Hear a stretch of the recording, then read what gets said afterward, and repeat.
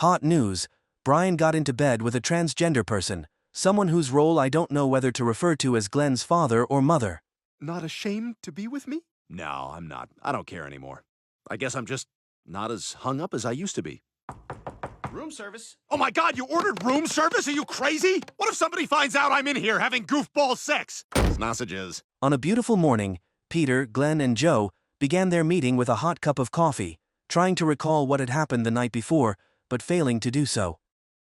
They were frustrated because they always forgot their million-dollar business ideas after getting drunk. Here you go, guys. Little hot coffee.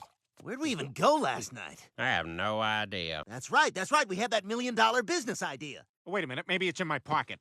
Well, down at work, we wear body cams. We could just do that when we're drinking. That's a great idea, Joe. Thanks. Now maybe you'll take down those 3 billboards you put up about. With Joe's idea, the 4 guys clipped small cameras to their chests and wore identical outfits for easy recognition. They immediately set to work. How do we talk when they're on? Like, different? No, Peter, use your normal speaking voice. All right, let's hit it. Hang on, guys. I'm just going to say goodbye to Lois. Where the hell do you think you're going? I told you, I'm going to the clam with the guys. Lois sends her love. Come on, let's go. What does she mean, can't eat an ear of corn? I can't help it if my adult teeth never came in. She says I say everybody weird. I say everybody just like everybody else does. You do say that weird. Their first location was the Drunken Clam Bar. Here, they watched an engaging promotional video from a shopping mall, which sparked a unique business idea. Open forum. No self-editing. Wide open slate. No such thing as a bad idea. Beer in a bag. Bad idea. Peter, that'll never work. Oh, no? Is that the tinkling of ice I hear? They not only had a startup idea, but also intended to participate in Shark Tank to seek investment.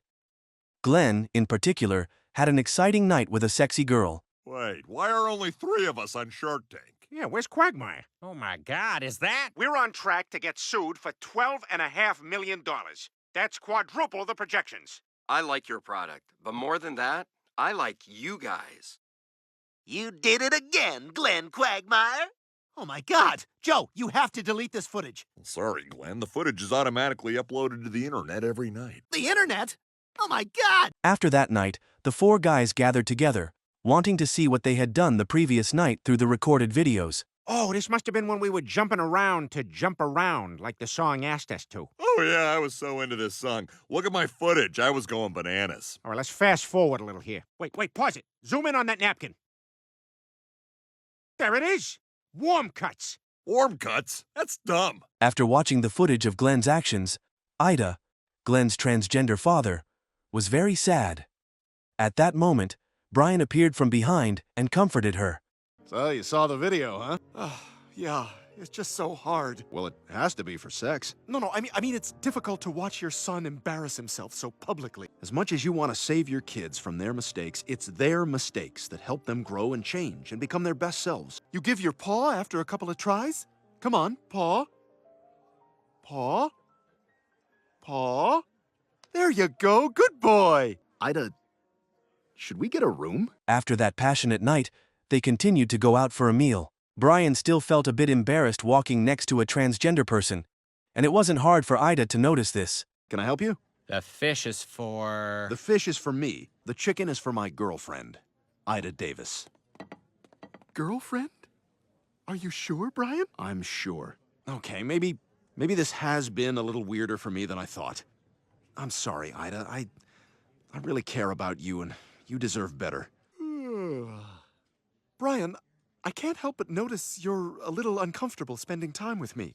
I thought you said you weren't ashamed of me. What are you talking about? Because I made you lie down in the back seat all the way here? You look tired. It just seems like you're always taking me to out-of-the-way places to avoid being seen together. This meeting led Brian and Ida to their first date at a hotel.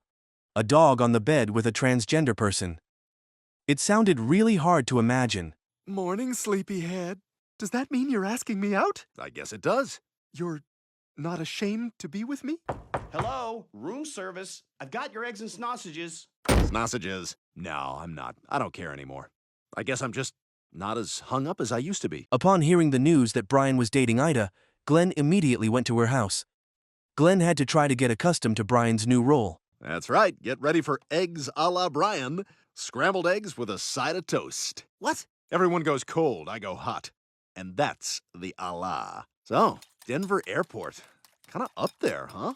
Mile high. Yeah, that is the height of the airport. Cool, cool. How many globs of ketchup you want?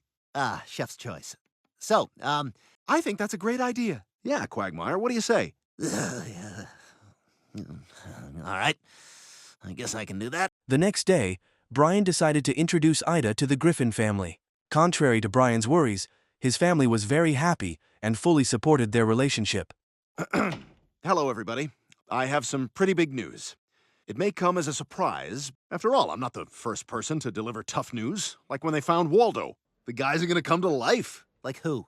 The guys, you know, when it's nighttime. Wow, Brian and Ida. Good for them. Well, that's a relief.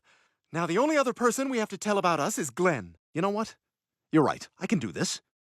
Ida arranged a special date for Brian and Glenn to bond, but Glenn was not very keen on this idea.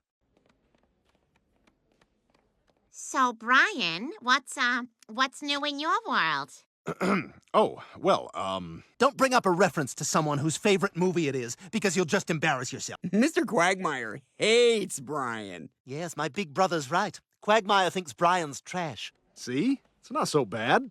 It's like night at the museum in here. How? Well, you know, like... That evening, Ida and her son Glenn had dinner with the Griffin family. An awkward atmosphere enveloped the gathering. Thanks so much for having us. Be very, very careful treading around night at the museum. Go ahead, Brian. Tell him. Ida and I have, begun dating. Really, Brian? Oh, do tell us. I knew it! What? When were you gonna tell me this? Today was a joyful day for the Griffin family. They gathered friends, played ball, and enjoyed barbecue. Okay, let's get this game started. Do you believe it still fits? From when? Thank you for throwing this barbecue. Brian, you're very sweet to do that. To do what? I'm the one who scored the touchdown. You sure did, Glenn. He's not my dad. I already have a dad, and it's my mom. All right, Brian? Stop trying to be my dad, you fraud. It's so good for the boys to spend real time together. Okay, let's play. Kids versus the parents.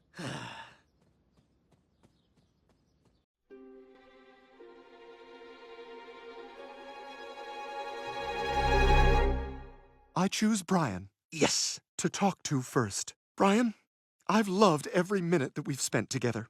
I never thought I'd meet someone who I connected with on so many levels, much less an Ivy Leaguer. Come on. But as special as you are to me, 1, 2, 3. Break! Ball! Focus, Chris. Can we just focus for a minute? And let's all face the same direction. hey guys, gonna need your help over here. They got a real All-American at QB. Hut! Hut! Good huttin', Glenn. That's my boy, Hutton. Way to hut! Shut up! Stop complimenting things that don't need it. Hike! A heated argument broke out. Glenn did not agree with this relationship. He forced Ida to choose between him and Brian, and maternal love triumphed over all. I'm sorry, Brian. I'll never forget what we had together. I understand. Can you guys wrap this up? I see Peter coming with some kind of problem from the game. Quagmire, we agreed it was a two-hand touch, and then Chris hit me with one hand. Bye-bye, Brian. You're history. And this time, history's not coming back to life. Night at the museum. Sweetie, calm down. No, I'm not gonna calm down. I can't take this anymore. Listen, Dad, the first time you hooked up with Brian, it was awful. I hated it. No way. He did it all by himself. Ah, there it is again! Brian, you're the best dad ever! What are you talking about? I beat him. I wish I had a dad like that. Me too, bud. But you were confused. You'd just gone through a huge change. You didn't know if you had any options, so you settled. But you're a beautiful, intelligent woman. And now you've had time to adjust, and your choice is Brian? Why in God Almighty would you choose him? Because I love him, a resolved Ida said. I'm also a published author. Self-published. You're also a pompous, pretentious, hypocritical blowhard. Who attended Brown? For 1 semester. You went to Brown? For 2 months. See, that's what I mean. His whole life is a lie. I can't take this anymore. It's either him or me.